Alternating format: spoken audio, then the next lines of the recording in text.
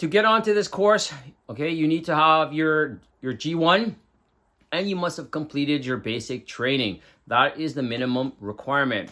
So when you get onto this course, you're going to learn the two types of vehicles that we have in the Army and the Army Reserves. The first one is the Milcot, and the second one is the LSVW. The Milcot stands for Military Commercial Off the Shelf. Basically, it's a Chevrolet Silverado pickup truck that's been converted for military use. And that is used by both the regular force and by the reserves. So when you're learning about this vehicle, you have to know everything about, the rules of the roads. You have to, the laws, the regulations. You have to acquire your required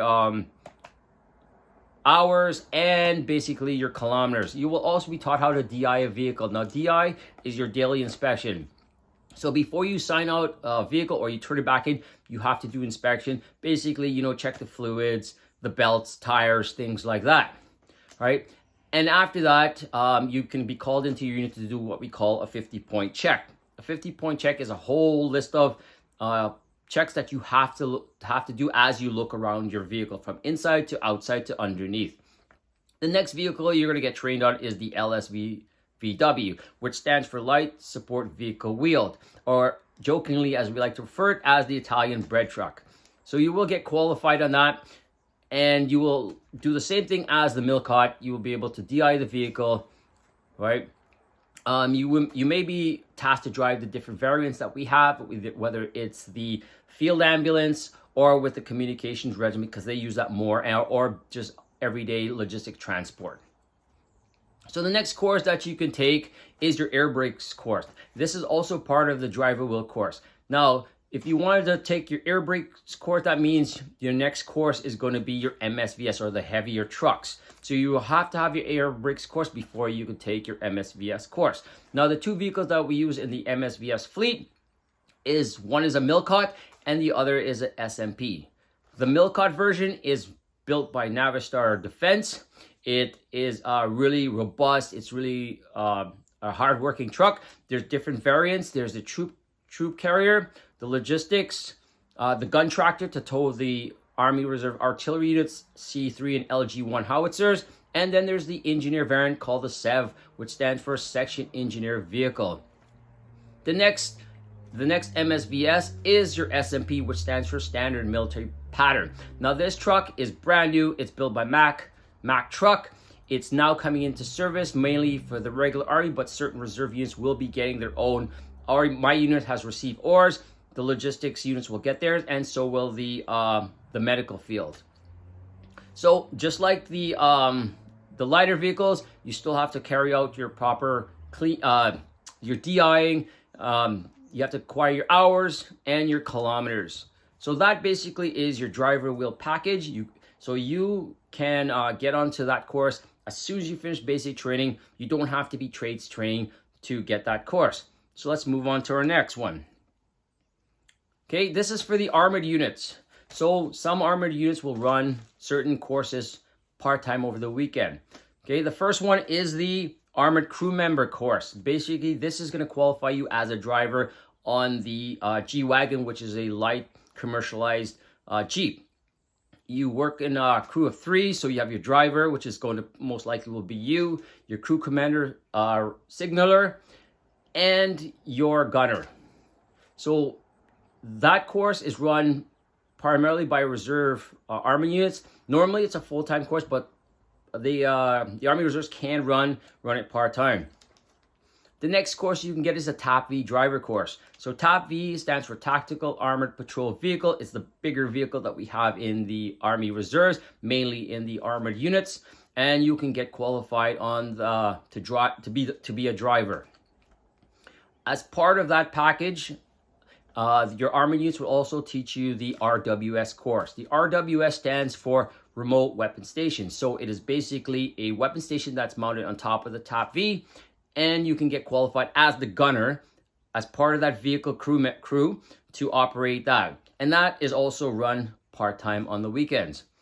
For the infantry, okay, as I remember, there are DP1 infantry courses that can be run part-time by respective units as part of battle school. It's basically you're gonna be qualified at the end of the course as an infanteer. So everything the infantry do and does, you're going to be learning that part-time on the weekend. It is a lot longer than going away in the summer, but for those who have jobs, school, or commitments who can't go away in the summer, this is ideal for you.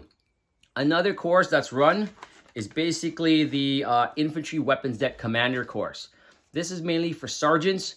You become a weapons det commander within a platoon, within a company.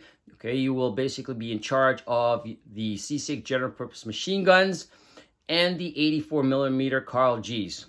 Now, if you are in I believe in a direct fire support, you may also get qualified on the C16 grenade machine gun. I'm not 100% sure. I will make sure I check that. So the infantry, yes, they could do some of their courses part-time on the weekend, but mainly they do most of their training full-time in the summer.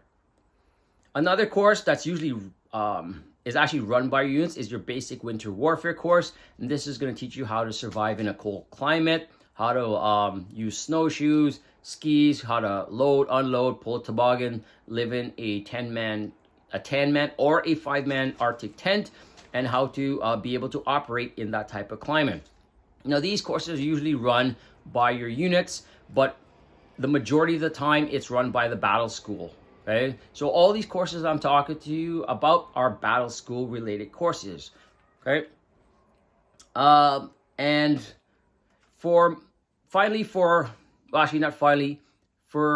the engineers, normally we don't have weekend courses running. We may have what we call as a heavy equipment course, depends on the situation. So that is a course that reserve units can run. It's got to, like I said before, it's got to go through battle school. And on that course, you'll basically be taught how to operate the dump truck, the backhoe, and the skid steers. Now, currently myself, I am actually teaching a engineer modular.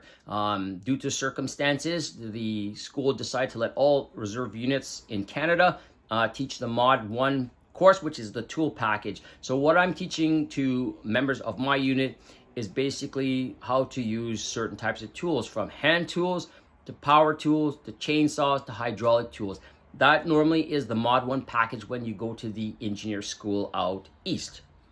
So currently we are teaching that. It's I actually enjoy it. It's good to see that we have members of my unit who are interested in doing that mod. After that mod, they get to wear their cap badge and they can be proud to be part of the engineer corps. Now, there are also other courses that I didn't rattle off about. Most are distant learning courses. There are also 2 other courses that we can take, basically, usually senior corporals and above. The first one is the Force Evaluator Instructor course. Basically, that's when you join the Army Reserves, you have to do what we call the Force Test, which is our PT test. So as a Force Evaluator, you're going to be able to run that course for members of your unit. So when someone's force test expires, you will be able to run that force test for them and get them requalified.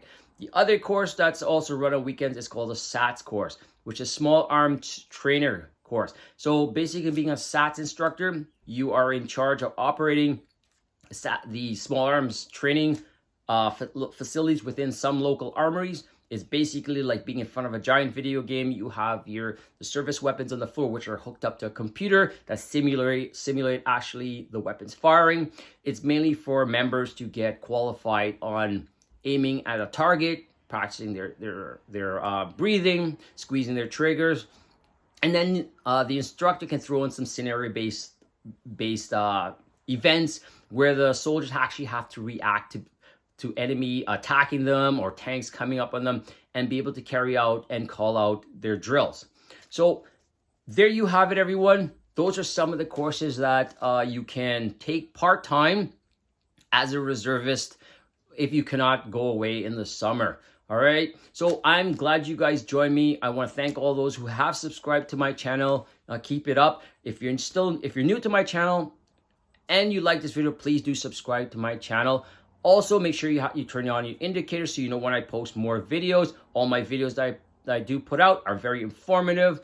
It'll give you a bit of guidance, and if you are deciding you want to join the military, particularly the Army Reserves, my videos are really informative. Also, please, if you'd like to place a comment in the comment section, I love to read your comments. Please keep it clean and professional. So there you have it, guys. I'm glad you guys joined me. I hope you liked my video, and we'll see you in the next video.